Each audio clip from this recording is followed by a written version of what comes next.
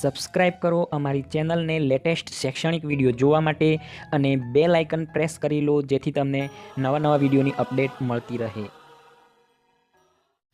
Hello friends, કેમ છો બધા? હું છું મિતેશ દવે. તમારું સ્વાગત છે અમારી ચેનલમાં. આજે હું તમારા માટે લાવ્યો છું એક નવો ટોપિક અને એનું નામ છે ફાઇનાન્શિયલ પ્લાનિંગ. બરાબર? તો એ આપણી જે સેલેરી આવે છે એને કઈ રીતે યુઝ કરવાની છે એની એક નાનકડો વિડીયો લાવ્યો છું એમના માટે.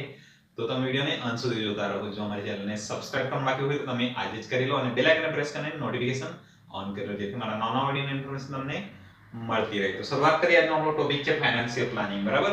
તો એ કઈ રીતે કરવાનું છે? ઘણા ને આપણા જે ખાતામાં સેલેરી ક્રેડિટ થાય છે એના પછી આપણા ખર્ચા જ એટલા હોય છે કે 10-15 દિવસમાં પૂરા થઈ જાય છે અને બાકીના 15 દિવસના મહિના આપણે એવી રીતે કાઢીએ છીએ કે જાણે કઈ પૈસા ના હોય. બરાબર?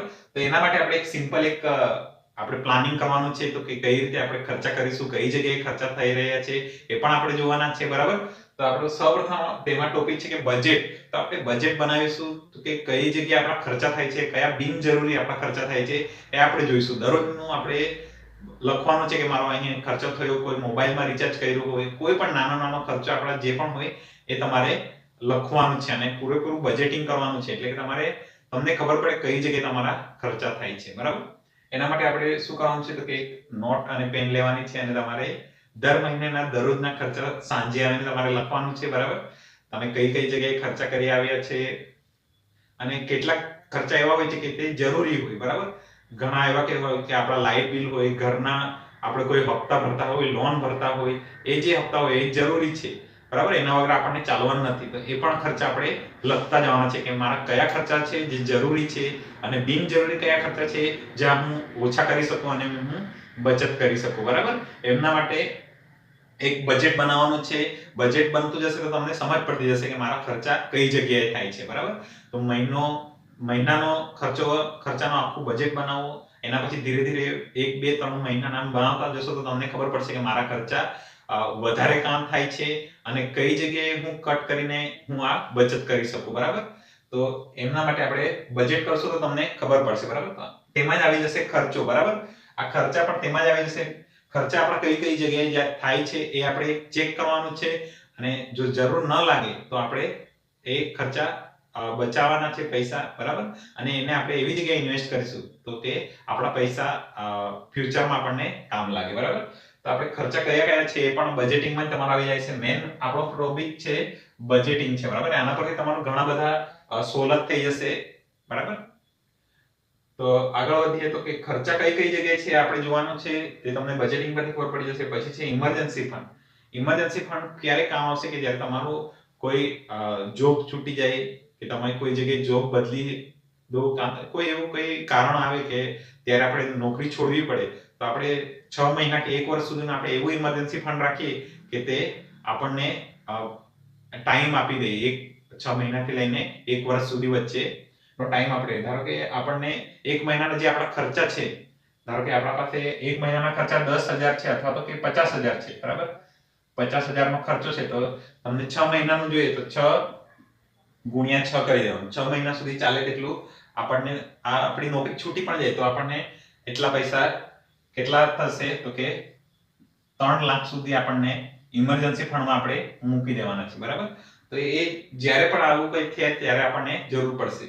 ઇમરજન્સી ફંડ ક્રિએટ થઈ ગયા પછી આપણે સેવિંગ કે ઇન્વેસ્ટમેન્ટ કરી શકીએ છીએ. બરાબર? આ આપણને એક સેફટી આપણને પ્રદાન કરશે. બરાબર? તો આ તો તમને એક ઉદાહરણ આપેલું છે 50,000 નું. કોઈને 25,000 માં પણ થઈ જતું હોય મહિનાનો ખર્ચો, કોઈને 1 લાખ પણ થતો હોય. બરાબર?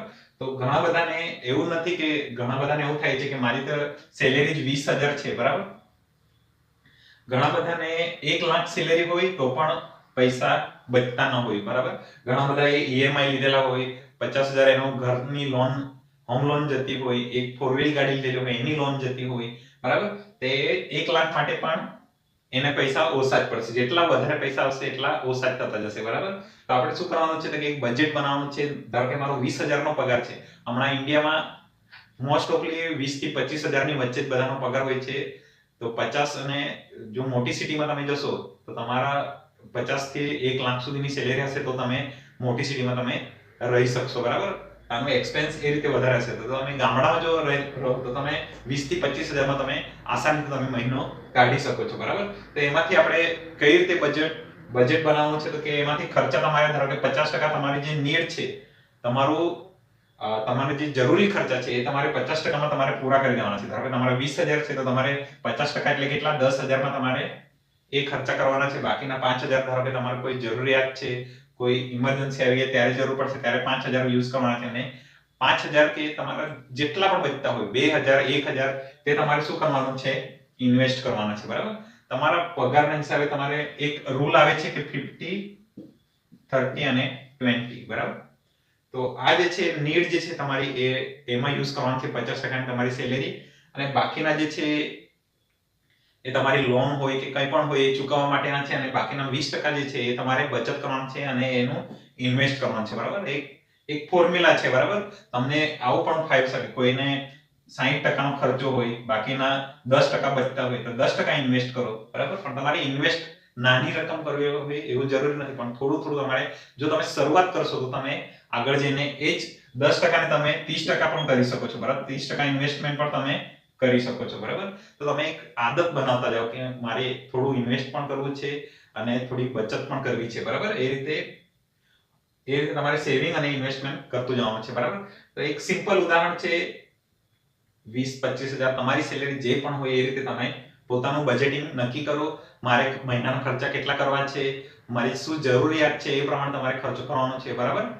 તો આપણે તમને સમજ પડી ગઈ હશે. એક તો બજેટિંગ મેન છે, આ બજેટિંગમાં તમારું બધું જ આવી જશે. આ ઇન્વેસ્ટમેન્ટ તમે એવી જગ્યાએ કરો કે તમારે મોંઘવારી જે છે, આજની મોંઘવારી છે 5 થી 6% છે, બરાબર. ઇન્ફ્લેશન એના કરતા તમારે વધારે રિટર્ન મળે એવી જગ્યાએ ઇન્વેસ્ટમેન્ટ કરવાનું છે. જેવું કે શેર માર્કેટ છે, આપણું શેર માર્કેટ છે. શેર માર્કેટમાં તમને સમજ ન પડતી હોય તો તમારે શું કરવાનું છે, તો કે એસઆઈપી કરવાની છે. દર મહિને મ્યુચ્યુઅલ ફંડ સહી છે, તમે એડ જોઈ હશે. મ્યુચ્યુઅલ ફંડમાં તમારે શું કરવાની છે, એસઆઈપી કરવાની છે. એસઆઈપી એટલે શું છે, તો કે સિસ્ટમેટિક ઇન્વેસ્ટમેન્ટ પ્લાન છે. સિમ્પલ છે. દર મહિને ધારો કે તમારે 1,000 રૂપિયા બચતા હોય કે 500 રૂપિયા બચતા હોય, એની પણ તમે એસઆઈપી કરી શકો છો. દર મહિને આપણે 1,000 રૂપિયા આપણે મૂકતા જઈએ, અને એ વર્ષ થશે તો તમારું ઇન્વેસ્ટમેન્ટ કેટલું થશે, 12,000 થશે, બરાબર.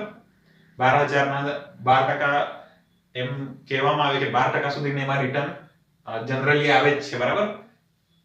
તો એ રીતના તમે જોશો તો 5 થી 6% તમારો જે મોંઘવારી છે એના કરતા તમને સારું રિટર્ન ક્યાં મળશે, તો કે મ્યુચ્યુઅલ ફંડમાં મળશે, બરાબર. અને જો તમે એ જે ઇન્વેસ્ટમેન્ટ કરવા કરતા તમે જો બેંકમાં તમારા સેવિંગ એકાઉન્ટમાં પૈસા પડી રહેશે તો એ શું થશે, એના પર વ્યાજ કેટલું મળશે કે 2.5% મળે છે, બરાબર. તો એ આપણું મોંઘવારી કરતા પણ, મોંઘવારી ધારો કે આપણી 6% છે તો એના કરતા પણ કેવું ઓછું વ્યાજ મળે છે. તો આપણા પૈસા કેવા વધતા નથી, પણ શું થતું જાય છે, એની વેલ્યુ ઓછી થતી જાય છે. તો આપણે શું કરીશું, એવી જગ્યાએ એવા ઇન્સ્ટ્રુમેન્ટ શોધીશું કે તેમાં આપણે 10 થી 12% આપણને ઇન્ટરેસ્ટ રેટ મળી રહે, બરાબર. તો બેંકમાં જે છે આપણું ઇમરજન્સી ફંડ જે છે એ ક્યાં રહેશે, તો કે બેંકમાં રાખીશું, બરાબર. એ ગમે ત્યારે લિક્વિડ રહેશે, ગમે ત્યારે આપણને જરૂર પડશે ત્યારે આપણે એમાંથી નીકાળી શકીએ, બરાબર.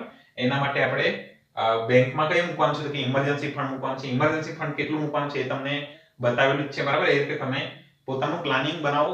બધાનું પ્લાનિંગ અલગ અલગ બનશે. કોઈને એવું નથી કે મારું પ્લાનિંગ કોઈને જરૂર નથી કે એને પણ એ જ રીતના એટલા જ પૈસાની જરૂર પડશે. બધાનું પોતપોતાના રીતે એ પ્લાનિંગ બનાવવાનું રહેશે, બરાબર. તો ઇન્વેસ્ટમેન્ટ એવી જગ્યાએ કરો કે બેંક કરતા સારું વ્યાજ મળે, બરાબર. તમારે મોંઘવારીને બીટ કરવાનું છે, બરાબર. મોંઘવારી કરતા વધારે તમને ઇન્ટરેસ્ટ રેટ મળી રહે એવી જગ્યાએ ઇન્વેસ્ટ કરવાનું છે, બરાબર. તો આજની વિડિયોમાં આપણે આટલું જ રાખીએ. તમને સમજ પડી ગઈ હશે કઈ રીતે બજેટિંગ કરવાનું છે, શું કરવાનું છે. કઈ સિમ્પલ વસ્તુ છે, કઈ મેં બહુ મોટો કઈ લેક્ચર નથી કરેલો મળે. એક સિમ્પલ જે આપણું રોજનું બજેટિંગ કરવાનું છે એ જ છે મેન. તો આજના વિડિયોમાં આપણે આટલું જ રાખીએ. જો તમને વિડિયો ગમે તો લાઈક કરજો, શેર કરજો. તમારો કોઈ ક્વેશ્ચન હોય તો મને કોમેન્ટ કરજો, બરાબર. અને આપણે નેક્સ્ટ વિડિયોમાં આપણે એસઆઈપી અને શેર માર્કેટ વિશે પણ વિડિયો બનાવવાના છે. તો એ પણ જોવા માટે અમારી ચેનલને સબસ્ક્રાઇબ કરજો, બરાબર. અને આવા જ વિડિયો જોવા માટે આજે જ અમારી ચેનલને સબસ્ક્રાઇબ કરો અને બેલ આઇકન પ્રેસ કરીને નોટિફિકેશન ઓન કરી લો. તમે મારી સાથે ટેલિગ્રામ ચેનલ પર પણ જોડાઈ શકો છો. આ વિડિયોના ડિસ્ક્રિપ્શનમાં મારા ટેલિગ્રામ ચેનલની લિંક આપી દઈશ, ત્યાંથી તમે મને તમારો ક્વેશ્ચન મને પૂછી શકો છો, બરાબર. તો હવે મળીશું નવા વિડિયોમાં નવા ટોપિક સાથે. ત્યાં સુધી બાય, થેન્ક યુ, હસતા રહો, શીખતા રહો.